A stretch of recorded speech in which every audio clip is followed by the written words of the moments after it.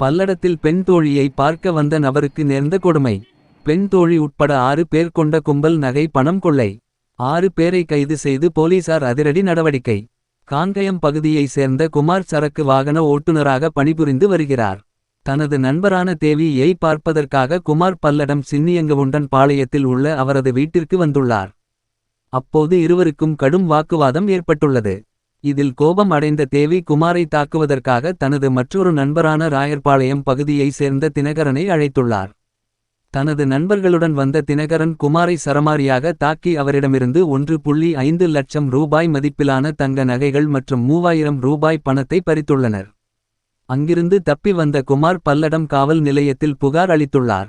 இதனையடுத்து இதுகுறித்து குமாரிடம் விசாரணை நடத்திய போலீசார் தேவி, தினகரன், குமார், ராஜதுரை, சூரிய ராஜ் மற்றும் பரத் ஆகிய 6 பேர் சேர்ந்த கும்பல் கூட்டுக்கொள்ளையில் ஈடுபட்டது தெரியவந்தது.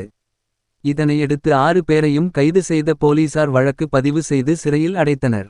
தோழியை பார்க்க வந்த நபரை சரமாரியாக தாக்கி நகை மற்றும் பணத்தை பிடுங்கி கூட்டுக்கொள்ளையில் ஈடுபட்டு ஒரு பெண் உட்பட 6 பேர் கைதாகி சிறைக்குச் சென்ற சம்பவம் அப்பகுதியில் பெரும் பரபரப்பை ஏற்படுத்தியுள்ளது.